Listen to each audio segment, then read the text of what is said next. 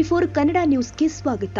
ಬೆಳಗಾವಿ ಜಿಲ್ಲೆಯ ಖಾನಾಪುರ ತಾಲೂಕಿನ ಸುಕ್ಷೇತ್ರ ಕಕ್ಕೇರಿ ಗ್ರಾಮದಲ್ಲಿ ಇರುವಂತಹ ಸರ್ಕಾರಿ ಆಸ್ಪತ್ರೆಯಲ್ಲಿ ಕಳೆದ 3 ತಿಂಗಳ ಹಿಂದೆ ಹೊಸ ಶೌಚಾಲಯ ಕಾಮಗಾರಿ ಮುಗಿದಿದ್ರೂ ಕೂಡ ಬಿಲ್ ಕೊಡದೆ ಇರುವುದಕ್ಕೆ 3 ತಿಂಗಳಿಂದ ಗುತ್ತಿಗೆದಾರ ಬೀಗ ಹಾಕಿರುವ ಘಟನೆ ಹಾಗೂ ಇದರಿಂದ ದಿನನಿತ್ಯ ಬರುವ ಆಸ್ಪತ್ರೆಗೆ ಬರುವ ರೋಗಿಗಳಿಗೆ ಆಗ್ತಾ ಇರುವ ಸಮಸ್ಯೆಗಳ ಬಗ್ಗೆ ನಮ್ಮ ನ್ಯೂಸ್ ಸಮೂಹದ ರಾಜ್ಯ ವಿಶೇಷ ಪ್ರತಿನಿಧಿ ಬಸವರಾಜ್ ಬೆಳಕಿಗೆ ತಂದಿದ್ದಾರೆ.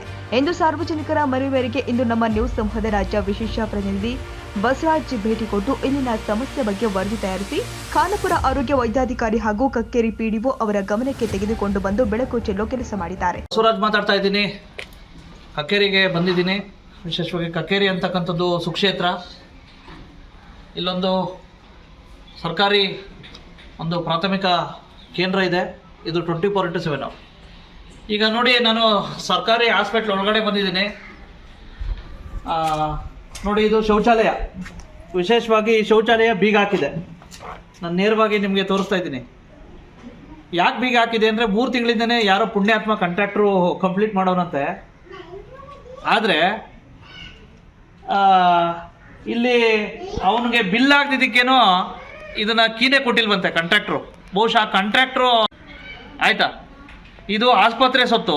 ಆ್ಯಕ್ಚುಲಿ ಆ ಕಾಂಟ್ರಾಕ್ಟ್ರ್ ಯಾಕೆ ಬೀಗ ಹಾಕೊಂಡು ಹೋಗೋನೆ ಅಂದರೆ ಬಿಲ್ ಆಗಿಲ್ವಂತೆ. ವಿಶೇಷವಾಗಿ ನಾನು ಕೇಳೋದು, ಇಲ್ಲಿ ದಿನನಿತ್ಯ ಪೇಷಂಟ್ಗಳು ಬರ್ತಾರೆ, ದಿನನಿತ್ಯ ಸಾರ್ವಜನಿಕರು, ಪಾಪ ಡಾಕ್ಟರ್ಸು, ಸಿಬ್ಬಂದಿಗಳು ಬರ್ತಾರೆ. ಅವರು ಬಿಲ್ ಆಗದಿದ್ದಕ್ಕೆ ನೋಡಿ ಇದನ್ನೇ ನೋಡಿ ಬೀಗ ಹಾಕೊಂಡು ಹೋಗಿದ್ದಾನೆ. ಅವ್ರಿಗೇನು ಅಧಿಕಾರಿಗಳು ಅಂಥವ್ರಿಗೆಲ್ಲ ಇಂಥವ್ರಿಗೆಲ್ಲ ಯಾಕೆ ಕಾಂಟ್ರಾಕ್ಟ್ರು ಗುತ್ತಿಗೆ ಕೊಡ್ತಿರೋ ಗೊತ್ತಾಗ್ತಾ ಇಲ್ಲ ನನಗೆ. ಹಾಗಾಗಿ ನೋಡಿ, ಈಗ ಸಾರ್ವಜನಿಕರು ಮನೆಯವರಿಗೆ ಬಂದು ಭೇಟಿ ಕೊಟ್ಟಿದ್ದೇನೆ. ಸಂಬಂಧಪಟ್ಟ ಇಲಾಖೆ ಅಧಿಕಾರಿಗಳಿಗೂ ಗಮನಕ್ಕೆ ತಗೊಂಬಂದಿದ್ದೇನೆ. ದಯವಿಟ್ಟು ಇಂಥ ಕಾಂಟ್ರಾಕ್ಟರ್ಗಳಿಗೆ ಅಲ್ಲ, ಒಂದು ಮಾನವೀಯತೆನೇ ಮರ್ತು ಬಿಡ್ತಾರಲ್ಲ ಇವರು ದುಡ್ಡುಗೋಸ್ಕರ.